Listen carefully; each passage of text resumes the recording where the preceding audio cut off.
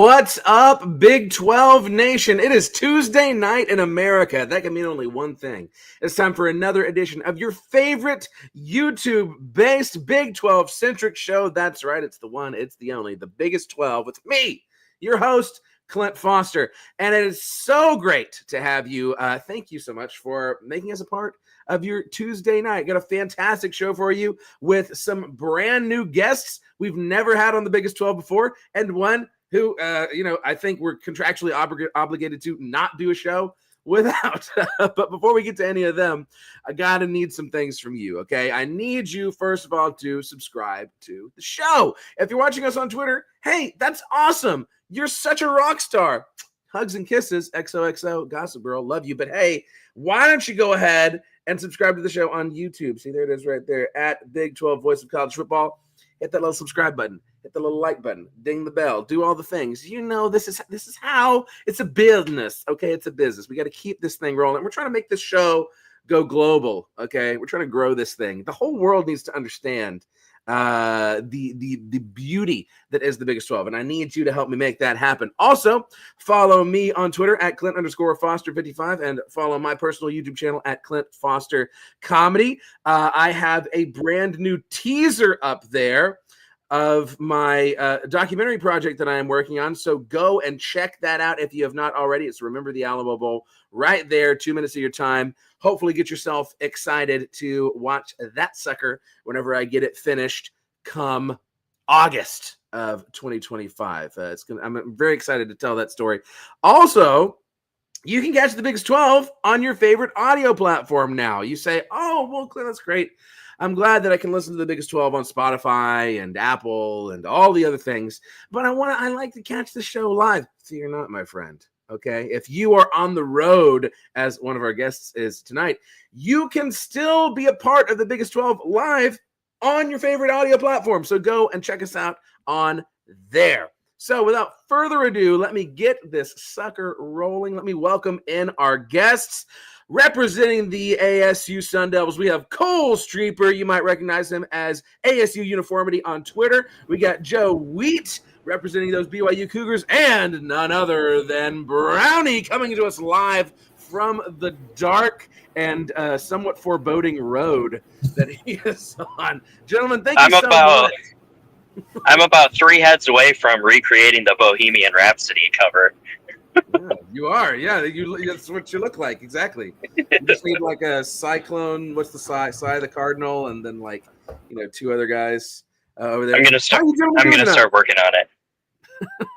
If this was 3 weeks earlier, I'd say that this was like the beginning of the next college football slasher film or something like that. I mean, sometimes that's how it feels while driving in the middle of nowhere, Iowa. Yes. All right. So much to get into this evening. We'll let Joe join back up with us. But first things first, the season is coming close to an end, and all of that Heisman talk is heating up. So we need to do the thing. We need to talk about the thing that everyone on Twitter is talking about. Is it Travis Hunter or is it Ashton Jonty? Who is your pick for Heisman at this point in the season, gentlemen? I mean, I personally kind of have AJ ahead of Travis Hunter. I do think that it's extremely impressive that Travis Hunter can play 2 extremely high skill level positions on both sides of the football. But AJ is, putting up astronomical numbers. We're talking Barry Sanders numbers here. You don't really get that very often, and I understand that people are going to, second guess it, doubt it, whatever else, because he is playing a G5 team in a G5 league.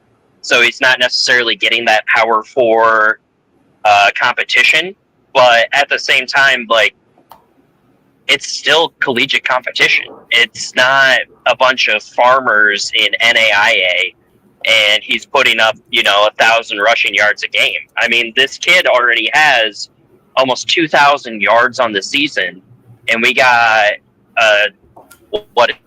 2 games left? It's insane. I tend to agree. Not to take anything away from what Travis Hunter is doing again. Um, if it was any other year, all things equal, Ashton Jeanty not doing what he is doing, Travis Hunter. That's it. It's Travis Hunter. The level that he's playing at on both sides of the ball is definitely Charles Woodson. And so to see that kind of production, and like Connie was saying, not just high skill level positions on both sides of the ball, but playing those at a high level, playing those high skill, very difficult, endurance heavy positions at such a high level, especially on is really, really impressive. But Ashton Jeanty is otherworldly. I mean, he came out gangbusters and has not stopped, and refuses to be stopped at. What his worst? Has he had a game under 100 yards this year? I don't think he has. I didn't remember. There was a game I wasn't watching, and I was on Twitter of theirs that I wasn't watching, and on Twitter it came through. Oh, he's been held to a paltry 65 yards in the first half. He's in trouble. And then he went off for another 100 yards in the second half. It's this guy can't be stopped. So I'm with Brownie. AJ has got my pick. I completely agree on all points. I know as a Big 12 fan, I should be rooting for Travis Hunter, but I just can't do it. I don't know why. Maybe it's just because BYU has a historical connection with Boise State being from bordering states. I've always just kind of growing up, I grew up in the Jared Zabransky, Ian Johnson, Kellen Moore era. And so I've always loved Boise State. I've always felt like they deserved a Heisman Trophy winner at some point. And Ashton Jeanty is just ridiculous. There was a stat I saw earlier in the year that against an 8-man box, he was averaging over 7 yards per carry. That's insane. Went for over 200 yards against Oregon. It was already kind of referenced that I saw a tweet over the weekend that was San Jose State bottles up Ashton Jeanty for 123 yards in the first half. It's stuff like that where if what you do best isn't easily if the stat that you do best isn't easily Googleable, it's hard to say that you should win the Heisman Trophy. I can't find snap count anywhere online. The only place I can find it is a Colorado blog that is keeping a live tracker of that this season. Mostly because the number of snaps you play, it's awesome. What Travis Hunter is doing, no one else in college football is doing it. But I can't say he's the best at what he does in any of those things. He's not the best corner in the country. He's not the best wide receiver in the country. I would argue he's probably not the best of either of those things in the Big 12. So it's I don't know. It's kind of like the Shohei Ohtani argument for MVP, except Shohei Ohtani is both the best hitter in baseball and probably a top 5 pitcher in baseball. So it's just not quite the same for me. That was a really good point as far as where he ranks in his position, not just in the Big 12 but in the country, for those individual positions. That's and I am removing how annoyed I am with Colorado from this, because I have the utmost respect for Travis Hunter, removed from the Sanders circus and everything like that. I think he is a hell of a kid, and I think that he's a hell of a football player. But I agree with everything that Joe had to say. I thought that was a really good point as far as his rankings within those individual positions too. And one last thing I just wanted to add. Nothing has made me feel older than not liking Colorado, because as a kid, I would have absolutely loved everything about Colorado. And for whatever reason, getting closer to 30, it just it feels like this very get off my lawn energy. I have a Casio watch.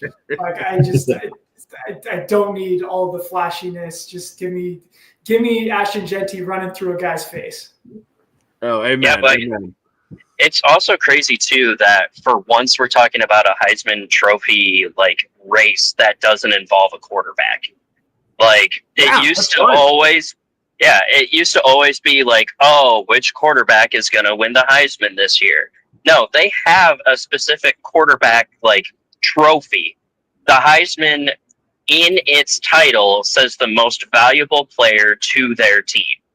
AJ is Boise State's offense. Like, if it's not going to AJ, Boise State's going to lose. Travis Hunter, as we saw, Colorado struggles when they have to replace him, but it's not a life or death situation, and it's not a win-lose if Hunter or Travis Hunter is off of the field for a possession or two. But if AJ gets stopped for a couple of possessions, there goes Boise State's entire offense. Yeah, well, and I think Cole hit the nail on the head, because I don't say this to disparage Travis Hunter. I think he's a fantastic kid, and it is really fun to see somebody playing both sides of the ball. But at the end of the day, it's jack of all trades, master of none, right? None of those numbers are impressive outside of snap count. And we've seen guys in the past, Deion Sanders being one of them, who have been elite on both sides of the ball. Travis Hunter is not elite on both sides of the ball, and Ashton Jonty is a generational talent, besides the fact that it'd be a great story for Boise State to finally get a Heisman Trophy. And I mean, this graphic that I put up there, it doesn't even tell you the most impressive stat about Jonty. Joe, you were talking about Ashton Jonty against an 8-man box. 1,370 yards after contact. What? Jesus. 1,370 yards after contact. That is insane. Give this man the stinking Heisman. I don't understand why it's even a discussion at this point. I have the pleasure of watching Cam Scatterbo destroy other grown men, human beings every single week, and he has less total yards than Genty does yards after contact, which is absolutely wild. I know we're going to move on, but I want to say one more thing before we go. Another thing I like about this conversation, although the talking heads elsewhere would probably disparage this, but both of these candidates that we're talking about are west of the Mississippi, and none of them are in where it just means more. And so that is a great thing. I love it. Yes, chef's kiss. Not to take away from our friends in the Big 12 that are east of the Mississippi. No, let's do that.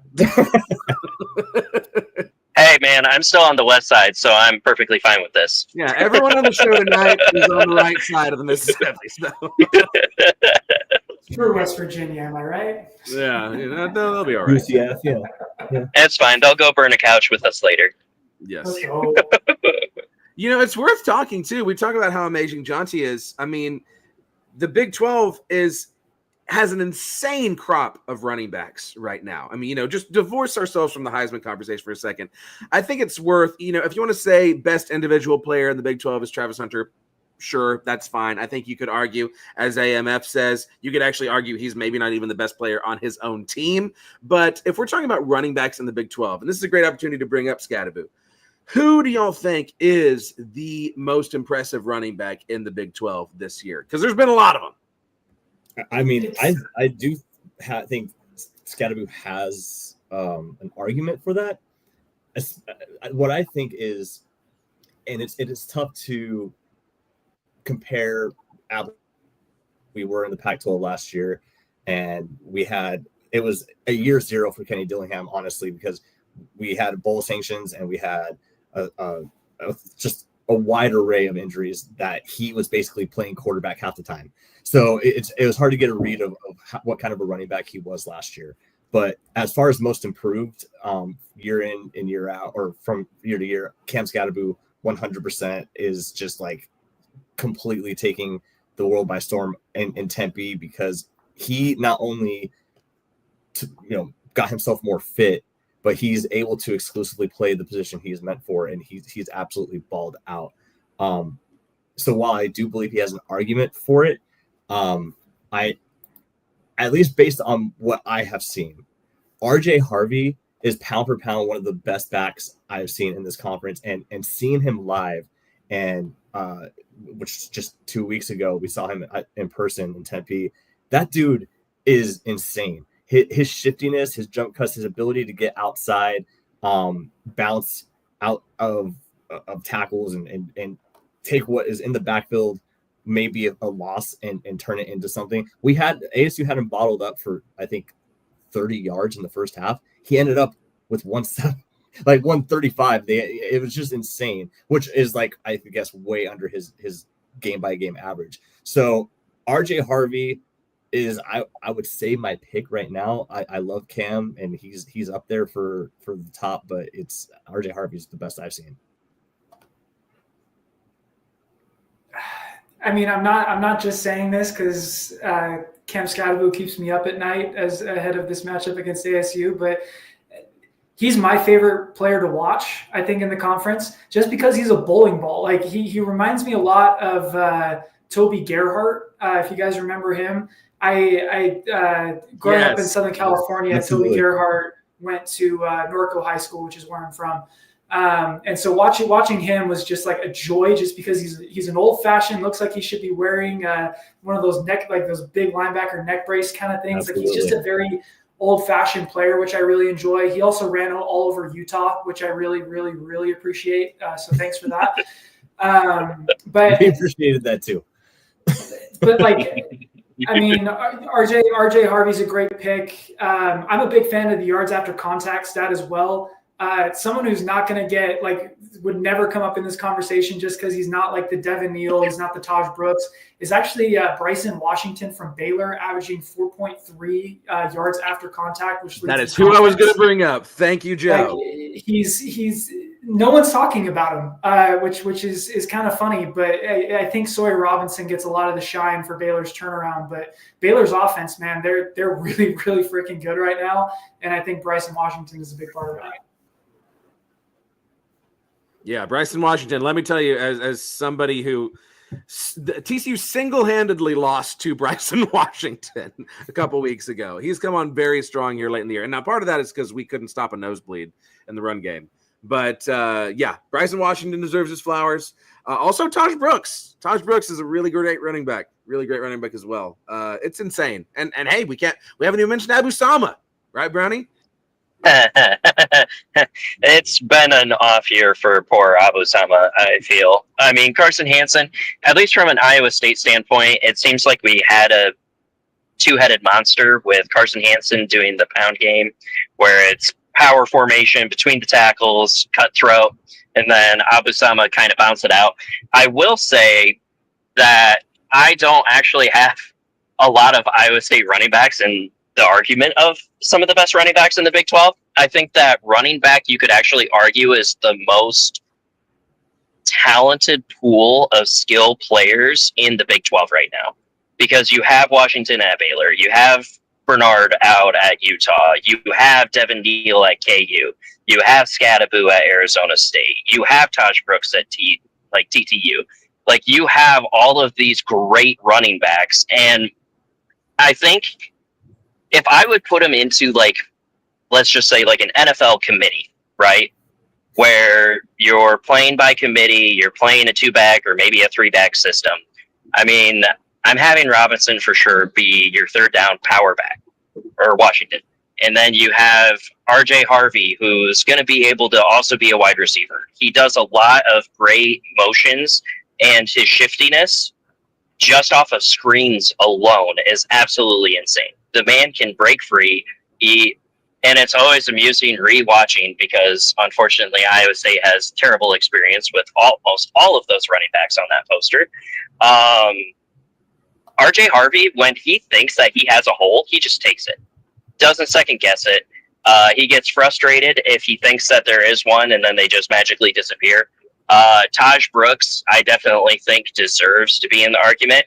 Now, at the beginning of the season, though, if you would tell me to pick one running back in the entire Big 12 who I would see as the running back, it would have been Ollie Gordon. No questions.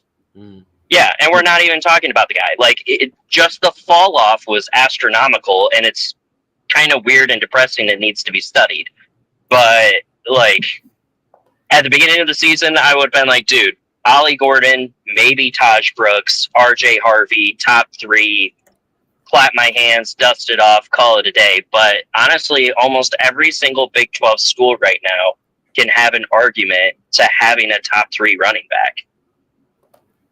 And we haven't even talked about DJ Giddens at Kansas State. DJ Giddens, he's good.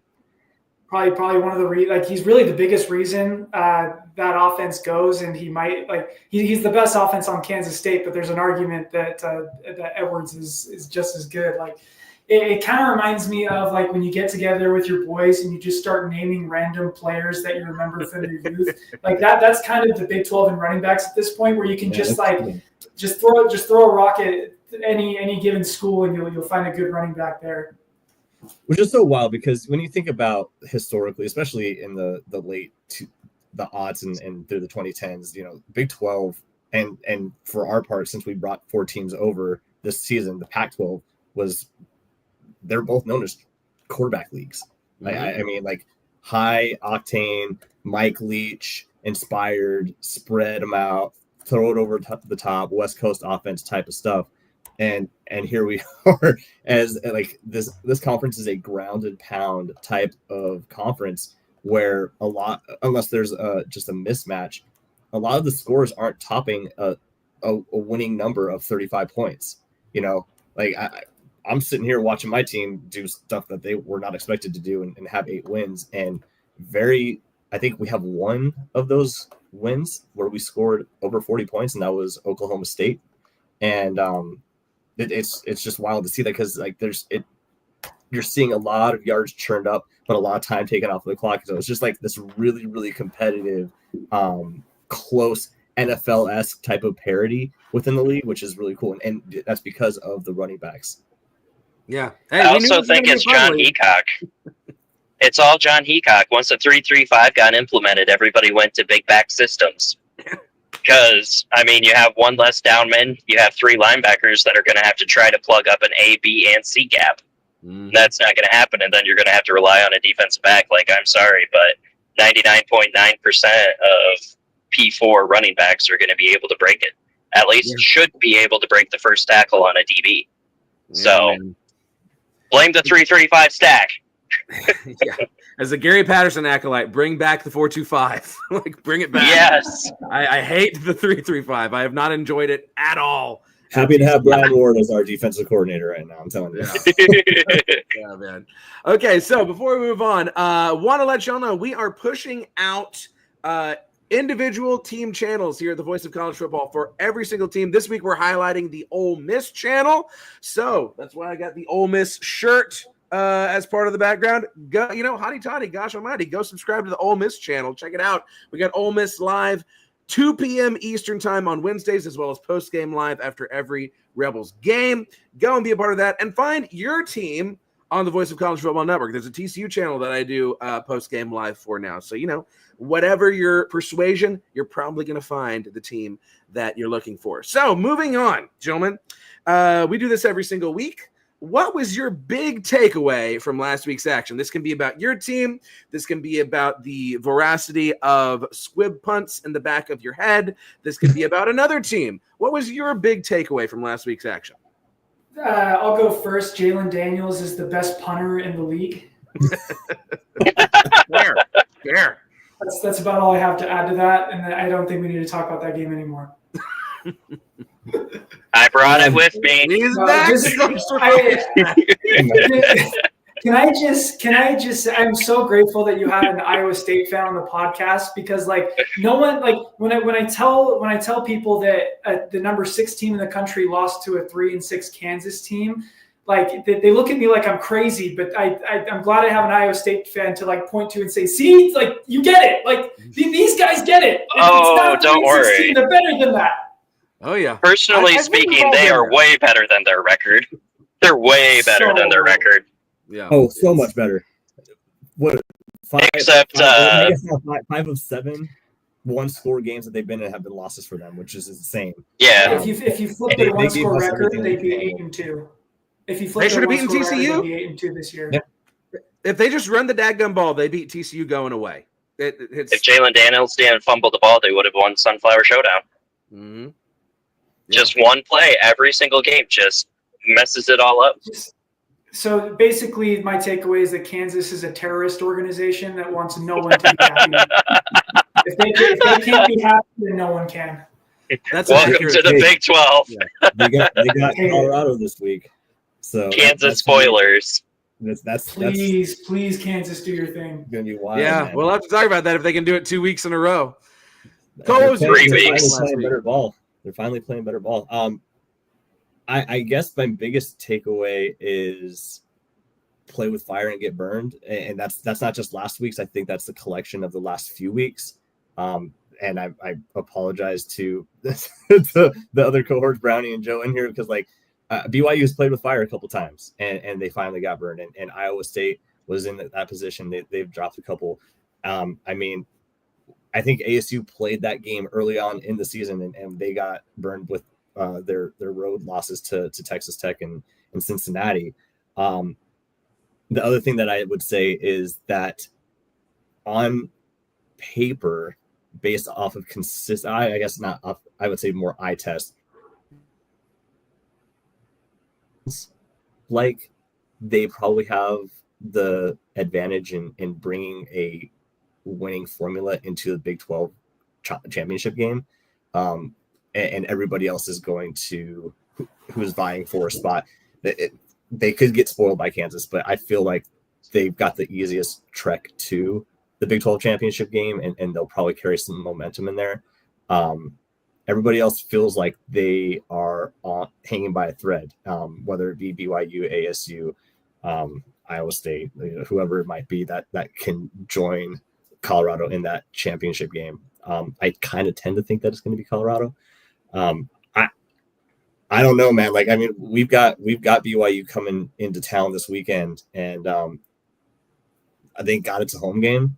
I have no idea. I'm still shocked that ASU is favored. I saw 3.5 as the last. I'm still shocked by that. I mean, maybe I'm shocked because I'm coming off 2 3-9 seasons, and all the other games that ASU's won this year, they've been the dogs. So that might be it. But I don't know, man. It's been a crazy last couple of weeks in the Big 12, especially heading into the last 2 weeks of the regular season. Speaking to the line, I think it's Andy Splatz who says that -3 is just kind of like the Big 12, like who knows line. It's just we don't know who's going to win. Give someone 3 points and call it good. But even I think Kansas coming in, I don't know that we had the line. If we did, it was less than 3. So it was it's been quite a journey. The turnaround has been pretty wild. But yeah, I like where ASU is going into this game. It does. The one thing that I will say, and I don't know if I'm getting ahead of myself here talking this game, but the one thing that I will say is that it does feel like ASU as a team, and particularly Sam Levitt as a quarterback, has gotten better every single week. Whereas in the beginning of the season, it felt like we were hoping to see what this coaches saw in him every week. And each week he has become more and more that guy. The stats are not eye-popping, but he's making plays and decisions that are not putting his team in trouble and are leading to wins. So I'm just hoping that can continue. Brownie, I believe you had a chili-related takeaway. Hell yeah. So everybody else's chili is far superior than whatever the heck Skyline chili is, which, according to Wide Right Natty Like Discord, is chili adjacent. So good old plug in there for our Discord group. I would also like to say that natural grass is far superior than artificial turf. And if you argue with me, go argue a wall, because I don't want to hear it. Touch grass, if you will. Yeah, literally go touch grass, but not the artificial kind. But never said anything incorrect in his entire life. Never. It's true. But yeah, the Iowa State Cincinnati game definitely was kind of the one that I really enjoyed watching from the stands, of course. My wife brought it to my attention that she is now 3-0 while at football games this season. And my dad is 1-1, or actually technically he's 1-2 because he's seen both of the losses now. So it's ipso facto, everybody around us for the seating has confirmed that my dad needs to give up his ticket and give it to my wife for a possible 10-win season against Farmageddon in a couple of weeks. I also find it amusing that I don't think Cincinnati had the right cleats for natural grass. Like, if you guys go back and watch it, they had a lot of slips, and I mean a lot of them. And I know that playing on natural grass is completely different than playing on artificial turf.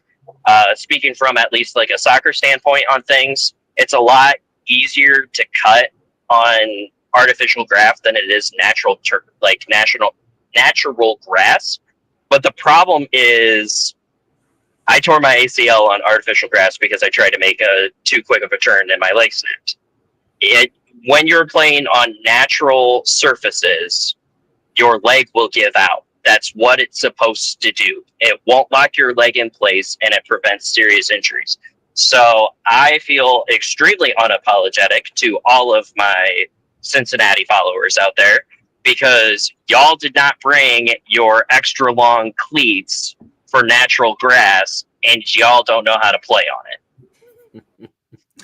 Yeah. I mean, I don't know. So when I was an equipment manager, we didn't have different cleats for grass versus turf. Against TCU, BYU does play on natural grass, and go ahead, Joe. Sorry, I think I cut out. Just to appeal to our TCU host, same exact thing happened last year with BYU, where you got players on the sideline looking at each other like, "Hey, did you bring the right cleats for artificial turf? Like, what happened? Like, I'm sliding all over the place." So it's cleats matter, man. It's the one thing that no one talks about, but having the right equipment is important in football. Who knew? Certainly is. Yeah. Certainly is. My big takeaway came from this little cringeworthy moment right here. I'm not going to bother to play it, but I'm sure y'all know what this was all about. Desmond Howard asking, God, why are we even picking this game? I don't even understand why we're picking this game. Who cares? Anyway, so, and my takeaway is, as all of us probably feared, that just because it's a 12-team playoff doesn't mean that ESPN and the committee aren't going to do everything in their power to try and leave the Big 12 out. Okay. You mean the ESECPN? Yes, that's exactly what I mean. And before we get started on this week's games, I have a question for y'all. Let's say that BYU wins out and loses in the Big 12 title game. Does a 10-2 BYU that did not win the Big 12 title get left out of a 12-team playoff? 100%. Yeah. They would rather pick a 3 or 4 loss SEC team, because SEC is the greatest conference ever of all time for football. And I mean, we even started to see Big Ten teams and Big Ten fan bases starting to turn on ESPN and the SEC, you know, because they started going like, oh, look at so-and-so, like they lost to Oregon and da-da-da-da-da. Like, you're stacked too much in the mediocrity and the below, where now you can even say a 2-loss Big Ten team might lose out on the 3-loss. Oh, yeah. They're already trying to take Indiana out. They're already trying to leave Indiana out. They're burying Indiana. Like, oh, they're going to lose to Ohio State. They're going to get left out, you know? It's insane. It's insane. Like, it's at this point, even with the expansion, they might as well just call the playoffs SEC and a couple of Joe Schmoes to play against them. Hey, but yeah, Vegas, though. But who would be favored by Vegas? Oh, yeah, That's really Vegas. What this is all about, right? No, who cares about Vegas? Yeah. I lose too much money already sitting on my couch at home. Yeah, friggin'. Okay, so let's start talking about some games that are actually happening. We'll go ahead and start off with my Frogs. The first game on Saturday, Arizona coming to Fort Worth to play TCU. First time since 2003, I think it was, 2002, playing Arizona. That spread, I don't like that.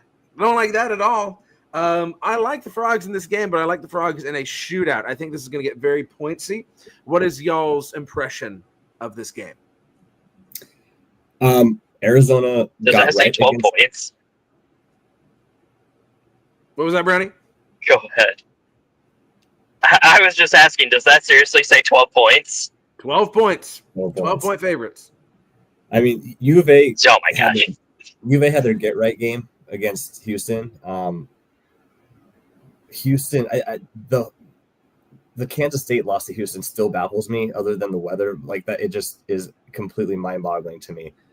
because outside of that game, Houston has looked bad, and U of A has looked bad for most, especially offensively, for most of the season. So it really depends on if TCU can find a way to limit T-Mac.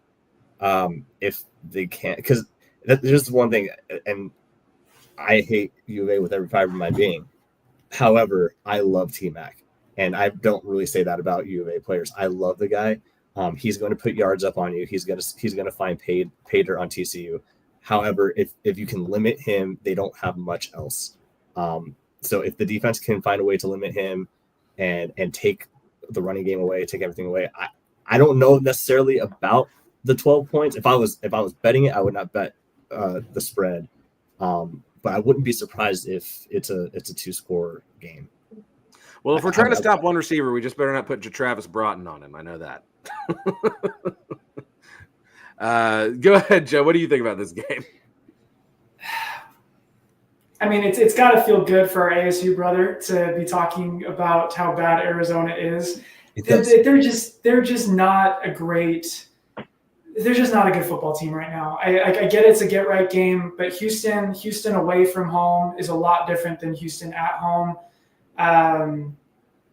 I just don't see it with Arizona's offense. I said earlier in the season that Arizona was kind of Colorado light because it's a season-long pro day for 2 players, just not on purpose. And you're not going to be able to stop T-Mac. I get that, but TCU. One of the underrated stats I love is net yards per play. TCU is 3rd in the conference in net yards per play. Arizona is near the bottom.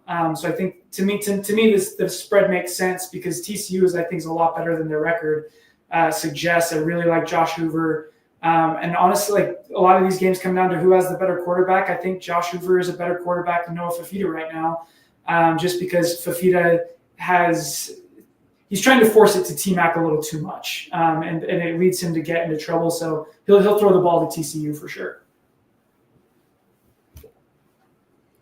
What I'm going to be looking for is if this is the game when we can finally run the ball without manufacturing a wildcat situation. Like if we can just run the ball straight up, because this may be the worst defense that we've played since Long Island, honestly. But I like the wild frog formation. Yeah, I mean, hey, it's props to Kendall Browse. That's how we managed to generate some manner of a running attack, is putting Savion Williams back there at Wild Frog, something that hasn't been successful since 2008. But it would be nice if our O-line could actually move the line of scrimmage and we could just hand the ball to a running back. So it's you don't know for sure that they're definitely running here. Yeah, give me the Frogs. I don't think we're covering 12. I don't think there's any way we're covering 12, but I like us in that one. The Dust Bowl, right? Who the true owners of Guns Up, right? We got Texas Tech going to Stillwater, 3.5-point favorites. That line is a little bit shocking to me. Does Oklahoma State have a prayer at getting their first Big 12 win here, gentlemen? Not a shot. No. Mike Gundy is already checked out to the Bahamas by now. Yeah, he's already got his OAN shirt on, ready to go fishing. I just can't believe how bad they are. Yeah, it's just wild. I've never seen a fall. Yeah. Taj Brooks is going to destroy them. He's going $150 and at least a couple tutties, at least. So I mean, it's going to be bad. It's going to be bad. Can I bet this up to -10? I'm gonna have to wait until I'm gonna have to wait until the end of the show to have all of my fun comments, because there are some interesting sentences and one-liners that we have been saying this entire time that if you would have told me that we would be saying at this point in the season, I would be laughing at you and saying that you don't know ball. Yeah. One of them being Okie State being winless in conference play.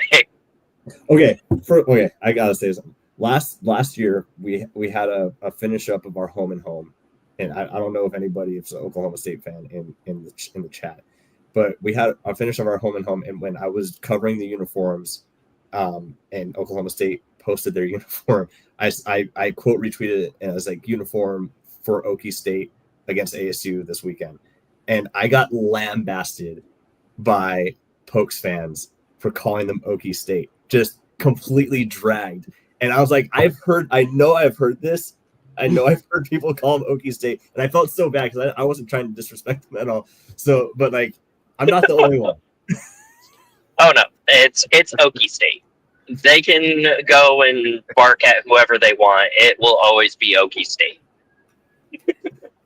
Sorry, not sorry. Respectfully, you have to win a conference game before you can talk about what you're being called. Well, this was last year, so they played for the conference championship last year. So, I mean, plus they are not the Oklahoma State University, so they don't get that title either. Yeah, so I'm fully expecting Tech to do something similar to what Arizona State, frankly, did to Oklahoma State.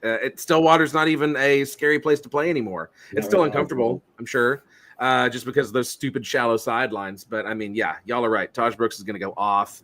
Oklahoma State, they're not playing anymore. I mean, I was at that TCU-Oklahoma State game. We might as well have been playing an FCS school. It was just a clinic. Crazy times. All right.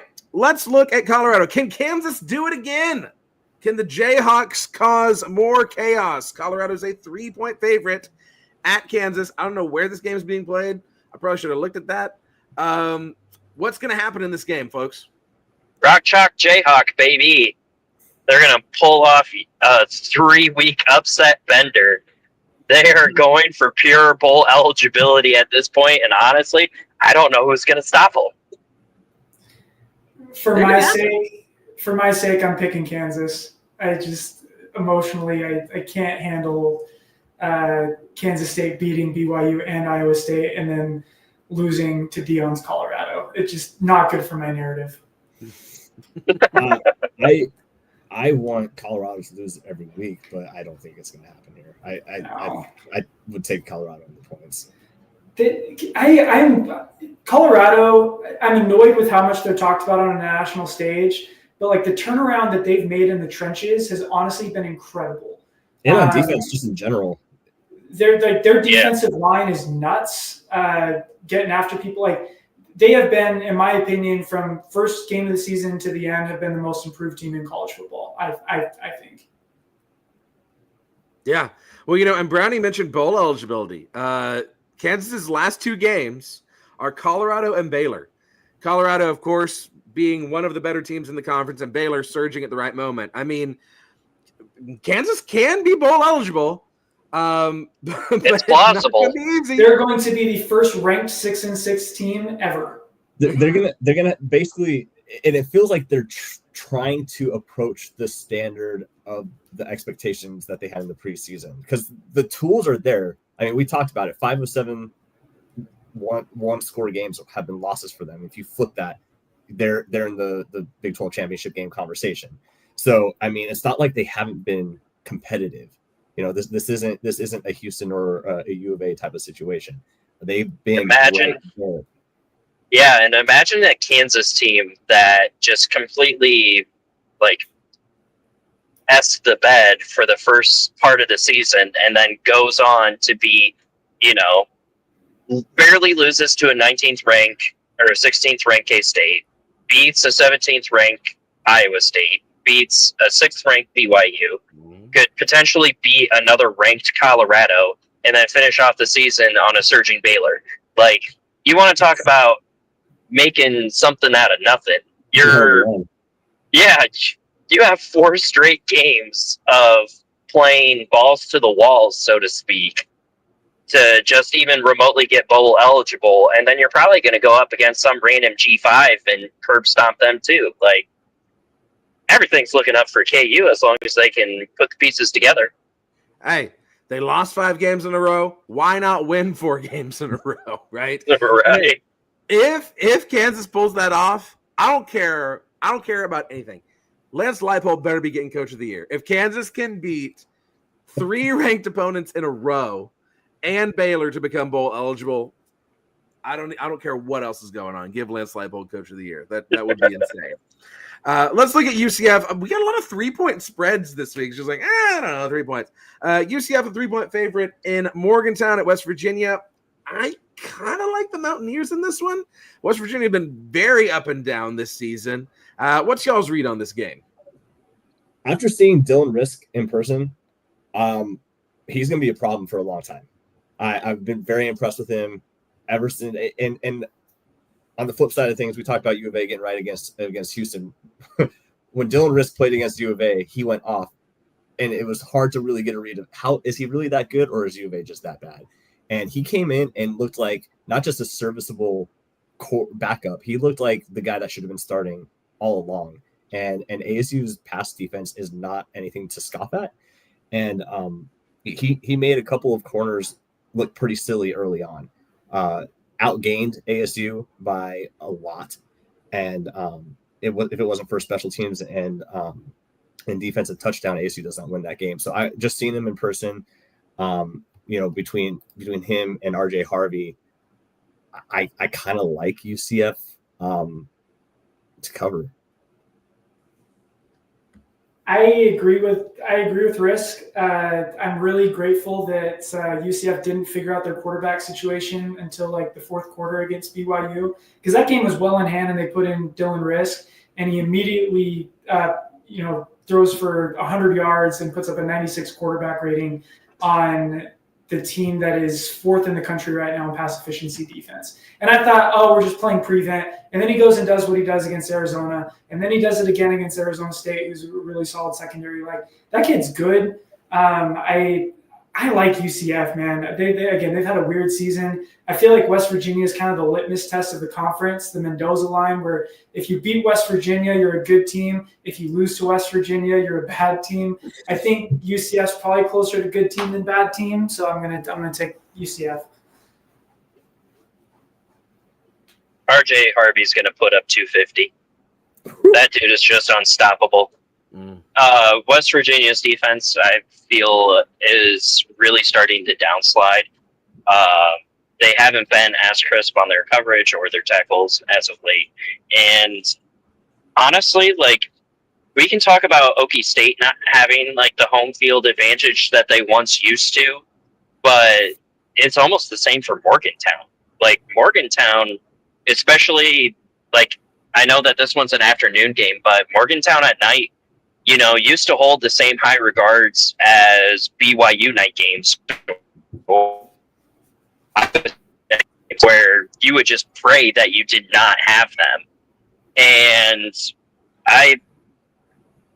when your head coach constantly keeps coming out in press conferences, and I even saw a little snippet that he was like, yeah, we're just here for the fan experience. Like, that should tell you everything that you need to know about where his headspace is for these games. He's already starting to come up with some form of excuse or something if they do lose. I think UCF is definitely going to win more than 3 points, though. So I would for sure take the points on that bad boy. All righty. Going to take a brief pause here to let y'all know about the College Football Show with Mark Rogers. Tune in for Mark's call-in show Thursday, Friday, Saturday, post-game, late night on Saturday, and Sunday at 11 a.m. Eastern time. I mean, this is the one that started it all, right? You want to see Mark doing his thing in his bag, talking college football, and maybe an opportunity to get on the air with him. You're going to want to tune in for those. The College Football Show with Mark Rogers, our fearless leader. So moving right along to the rest of these games, Baylor travels to Houston, trying to get some revenge for that overtime loss in the revival of this Southwest Conference. Can we call it a rivalry? Maybe. Baylor's an 8.5-point favorite for the night game in the Third Ward. I like Baylor to get revenge in this one. I think I like the spread as well. What do y'all think? I totally agree. Yeah. Bryson, we were talking about Bryson Washington earlier. He's peaking. The team as a whole is peaking. Robertson has been good. I'm going with Baylor. Any other takes? I mean, just Baylor's a better team. Like their offense is clicking. Maybe another day we can discuss whether or not Dave Aranda has saved his job at Baylor. I think so, definitely. It's kind of like a Neil Brown situation where like he's just good enough to not get fired, and sometimes that's the most annoying place to be. Mm-hmm. Yeah. Well, I'm perfectly okay with moving on. If we don't say a lot of positive things about Baylor, that's fine with me. Well, here's the other nice and backhanded compliment. If they don't give up a Hail Mary to Colorado, and honestly, I think if they play Sawyer Robinson the entire season, we're probably talking about them in a Big 12 championship conversation. Yeah. Thank you, Colorado, for that one. Appreciate that. All right. Let's talk about Brownies, boys. Iowa State going to Utah, 7.5-point favorites against the Utes. Cyclones by 1 billion. Yeah. I think so. I mean, I think Utah, they spent every last drop that they had in the tank in that BYU game, and I'm not expecting much else out of them. What do you think, Cole?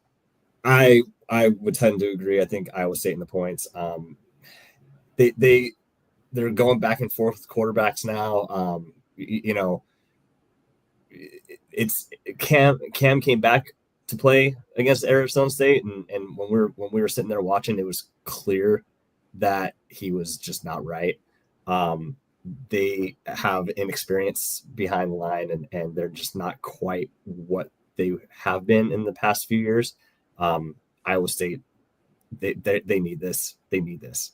And so they're going to play like they need it. So Utah has weirdly been kind of a get right game as well for some teams.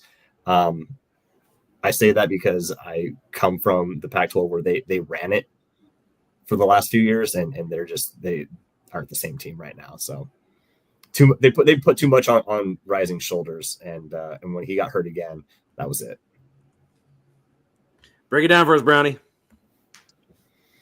Well, I don't know how many of you guys have inside sources like I do, but my inside source has told me that Mark Hartland has contacted Brett Yormark yet again on his dissatisfaction of their current schedule and record.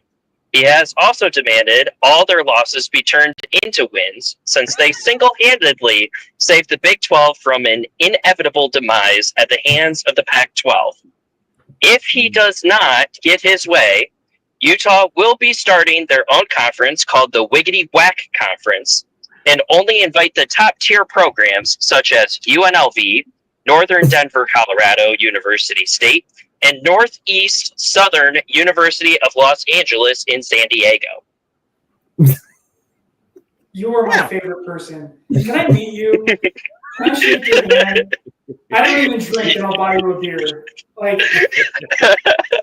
that's amazing. You know what? Hey, Joe, I've said this, I think, every week now. As a former Mountain West fan, I was telling all these people, you do not understand how much you're about to hate Utah being in this conference. They are the worst, right? And I love so much their delicious tears filling up this jug right here. I mean, from all of their horrible season.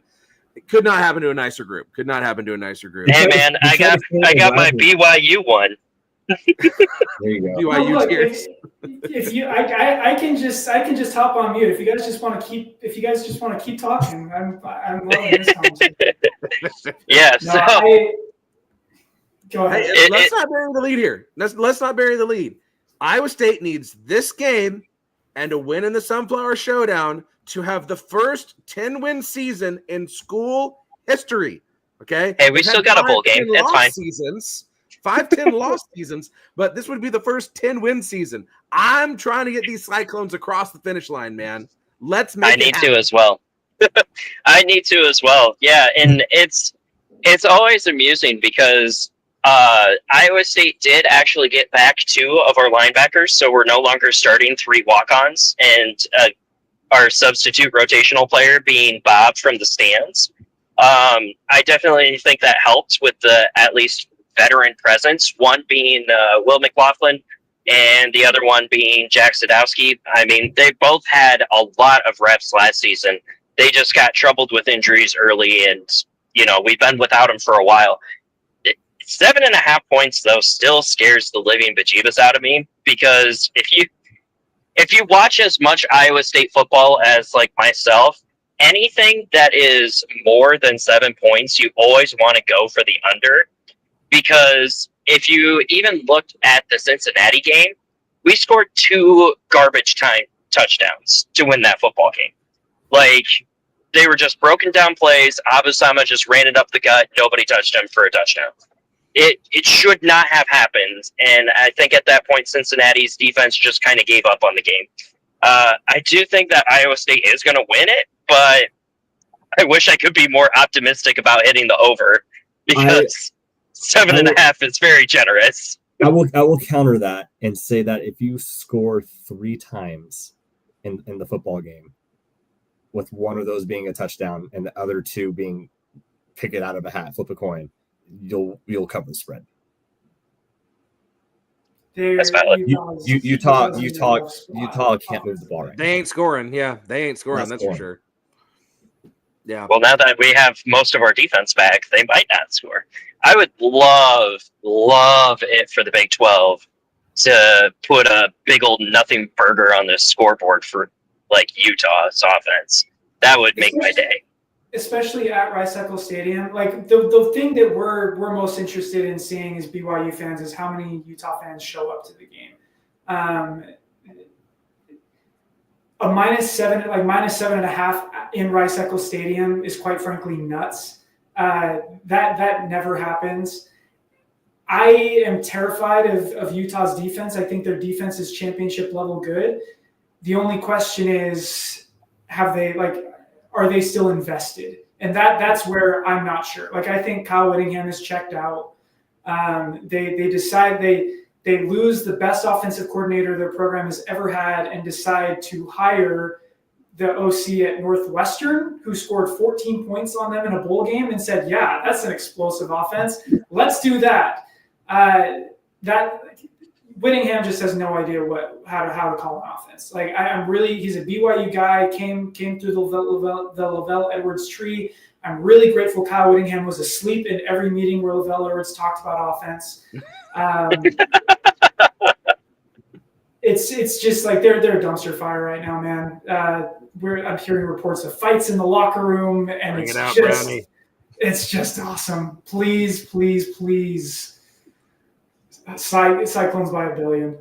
Yes. Well, by 1 billion. Flash that dumpster fire again. oh yeah, give me a second. I'll get that dumpster fire back up. Dumpster fire. That is Utah's team. I see the flames. Yeah, there it is. Utah's dumpster fire of a season, baby. Between them and Okie State, I have gotten far more usage out of this than like all of my team's meetings for work. Onto a dumpster fire of a dish, and the other half of Farmageddon. Cincinnati goes to Manhattan to play Kansas State. I was really high on Cincinnati there for a while, and they seem to be just kind of falling apart here at the end of the season. I like Kansas State to cover in this one. Am I wrong? I don't think so. I'll take Kansas State. I'll take Kansas State. Yeah. I think not taking Kansas State would be a blasphemous thing, even though I don't like them. Yeah, I mean, Cincinnati's lost 3 games in a row. Colorado, West Virginia, and Iowa State. 2 of those being on the road. I mean, is Cincinnati bowl? Okay, so Cincinnati's still playing for bowl eligibility. They're 5-5. So they're trying to pick up a win either against Kansas State or against TCU at home. You have to assume that they're going to play hard. But I just don't see Kansas State losing 3 in a row, and especially 2 in a row at home. I just don't see that happening. Yeah, right. Yeah, I don't know about covering 8.5, but I think Kansas State wins. Yeah, that's true. Both these teams on losing streaks. Yeah, wow. Yeah, I like Kansas State. All right, Joe, do you have anything to add? Not a thing. Okay. Go Wildcats. Yeah. All right. Let's bring it on to the rivalry that we didn't know we needed. I'm calling this one the unholy war, right? BYU going down to Arizona State, the Mormons against the Devils, right? The party Angels school and demons, against the chocolate milk drinkers, right? So BYU goes down to Arizona State. This game is so delicious, man. I cannot wait to watch this one. I really don't know. I don't know who's going to win this game. Like, BYU has been, they've had a magical season.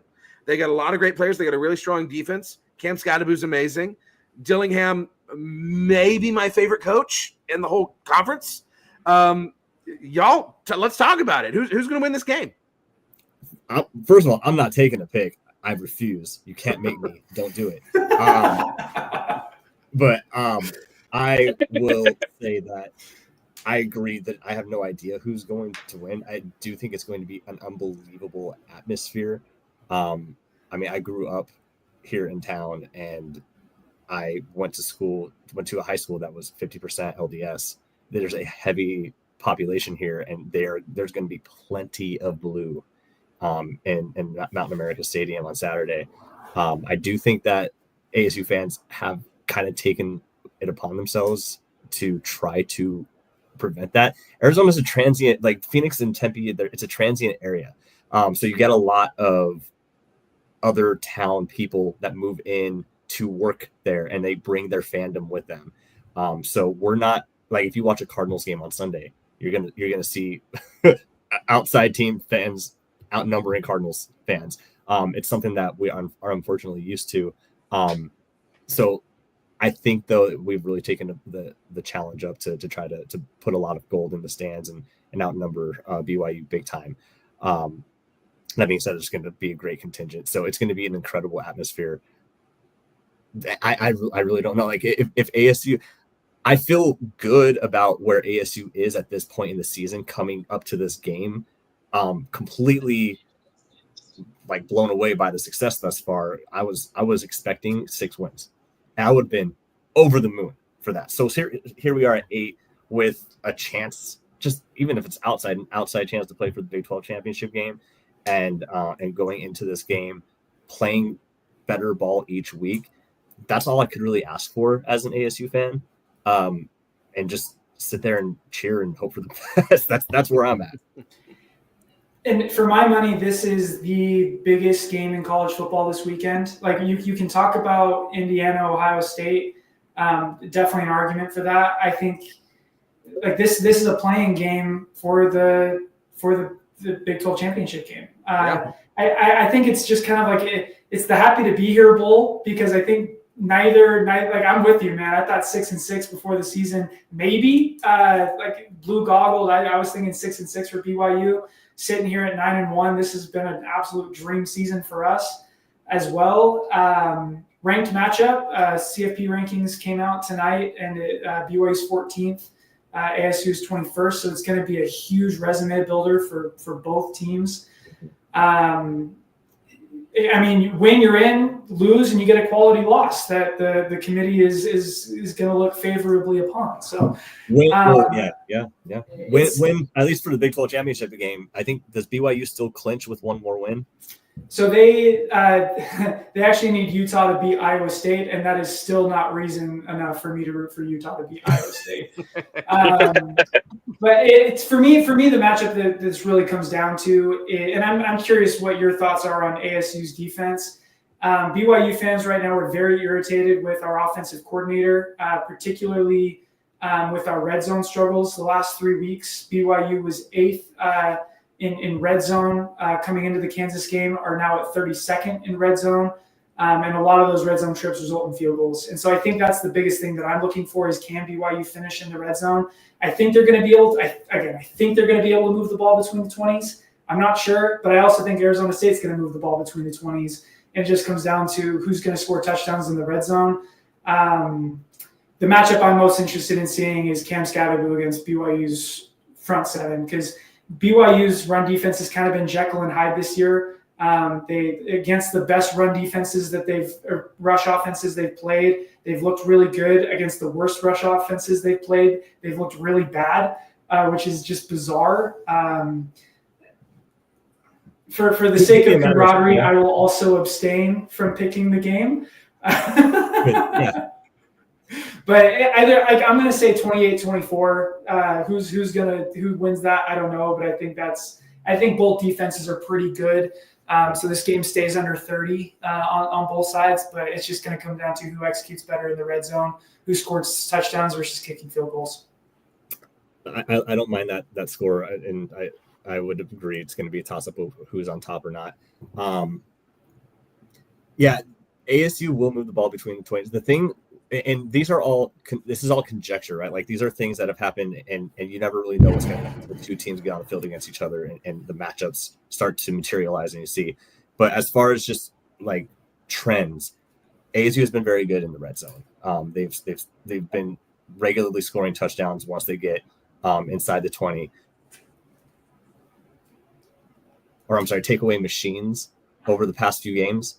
Particularly, I mean, what they did against Kansas State and Kansas State's first 4 offensive drives last week was wild. I mean, an interception on the second play from scrimmage, a turnover on downs, forced fumble, forced punt. It was a master class in defensive play calling and scheme. It was really, really cool just to see that come to fruition. And Brian Ward has done a great job of calling this defense and keeping it consistent. ASU fell off towards the end of the season last season, even after playing a masterful game against Washington in a game they should have never been in. And they should have won and never should have even been in that position based on how good Washington was last year. I am curious to see how Scadaboo does. He was not 100% last week, and you could tell. I don't know if it was fitness or if it was injury, because the prior week he didn't practice at all. So there wasn't a lot of physical activity for him. So it looked like he was getting gassed more than he was hurting. I don't think that's going to be an issue this week, so it will be interesting. But Kyson Brown has been getting some run, which is good to kind of save Scadaboo. So you have a couple of running backs out of the backfield getting some play. My question to you is do you guys think that you can lock down the Jordan Tyson connection with Sam Levitt? How's the secondary for BYU?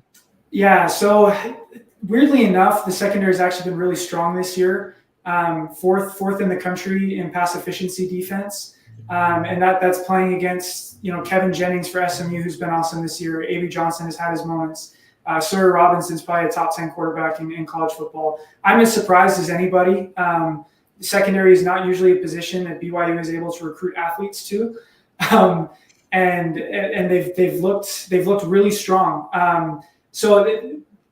Against Arizona, BYU forced, I think, 4 interceptions, mostly because Fafita got really focused in on McMillan.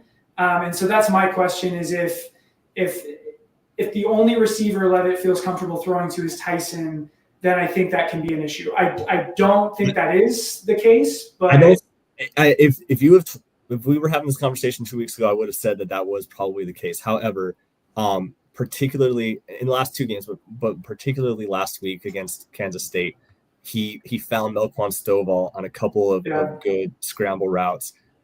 They've been finding their tight end. They even scored a touchdown on a tight end screen last week to Mateer, and Tyson is, unless he's getting bumped and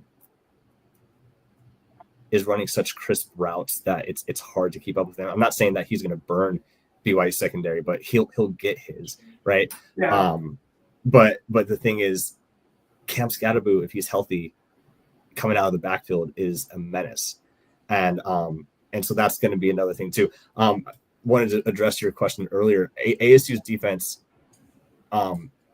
has been locked down when it comes to getting close to the goal line. So if you have seen BYU struggle as you approach the red zone, there's a chance that ASU could capitalize on that. They did that to Kansas State a couple times last week. Kansas State, oh, poor Kansas State. They're kicking woes, and I thought we had kicking woes. They can't even snap the ball. It's wild. But that helped us out. But they've been locking down as you get that bend don't break kind of thing, and the 4-2-5 has been working well for them. Great analysis, guys. A couple other possible names for this game. Let's see. William Jasper says the Afterlife Brawl, Sparky versus Saints, the Duel of Damnation, Tablet Stands versus OnlyFans. We could go that route. William Jasper also says low-scoring game favors ASU. If BYU is going to win, they have to score 30 points. Brownie, as an impartial third-party observer here in the show, who's going to win this game, man? We've heard from both sides. Which way are you going? All right, so we got 3 scenarios here, okay? Scenario number 1, Iowa State goes 2-0. Arizona State goes 2-0. Colorado and BYU go 1-1. Iowa State is in the Big 12 championship game. Scenario 2, Iowa State goes 2-0. BYU goes 2-0. Arizona State goes 1-1, and Colorado goes 1-1, and Iowa State is in the conference championship game. Scenario 3, Iowa State goes 2-0, Colorado goes 2-0, Arizona State and BYU both go 1-1. However, if you notice in those scenarios, if they somehow miraculously tie and we go back to the 1920s, Iowa State is in the Big 12 championship game. You know, I saw there is a scenario that gets TCU into the championship, but it's so obscure. It's somewhere in the recesses of my phone. I don't know, but so sorry, Clint. I didn't do your math. I only did my math. yeah. I saw there's literally one scenario that gets TCU in, and it involves basically everyone losing somehow, and TCU winning out. I don't know. But it's too complicated for me to even attempt to root for. So then, Brownie, it sounds like you're good either way. You don't really care who wins this game, or whoever wins better go 2-0, and whoever loses better either go 0-2 or 1-1. All I care about is Colorado losing to Kansas. So. Yeah, well, it could happen. It could happen. All right. Well, I'm praying for it. Yeah, man. Well, that's our show for today. And listen, I can't wait to watch that one play out. Whoever wins, it's going to be a fun game. And 28-24, one way or another. That's fully how I see it going down. Gentlemen, thank you so much for coming out Tuesday night. Plug your stuff. Tell the people where they can find you, where they can follow you, where they can read you, whatever it is that you're doing. Go ahead. Yeah, you can find me at Joey27 on X. Read my stuff at Cougs Daily or Cougs on SI. Also host the Hype Train podcast. So if you're interested in BYU adjacent stuff, feel free to give us a listen. I'm at ASU_uniformity on all the things, Instagram, Twitter /X. I even have a Threads account floating somewhere out there. You can find me on Devil's Digest. I cover the weekly ASU football uniforms as they change every single week. Look out for that on Thursday. And yeah. Forks on the side of the helmet, yeah. Go ahead, Brownie.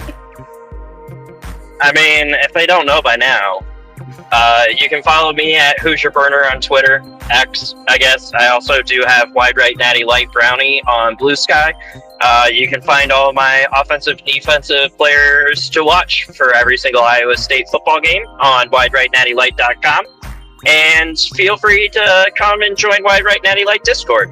We have rooms for just about everybody, including a lot of our lovely friends over at the Riot Bowl Bros. So check us out.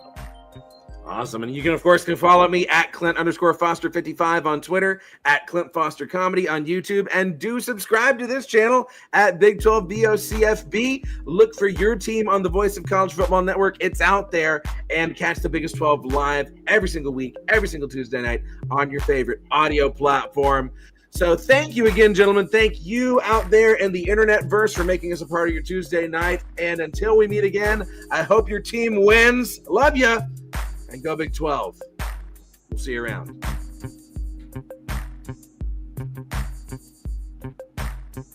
College football is even more exciting with some action on the line. And the games are even better when you're cashing in. And the Voice of College Football is the place to be to get the greatest value. Let's start with my picks. 75% against the money line, 58% against the spread. I've got a 40-year track record. In fact, in 2023, at $100 played per game, you would have netted over $9,300. And guess what? I'm just the warm-up act. Steve Merrill, our ace in the hole, showstopper from Wager Talk. 6 years with the Voice of College Football, over 30 years in the industry. Steve gives us analysis on all the big games, but you can't miss Steve's weekly under-the-radar pick, which went 21-5 against the spread the last 2 seasons. I repeat, 21-5 against the spread. You also get picks from some of our top analysts here at the Voice of College Football, including Steve Dace and Matt Zemek.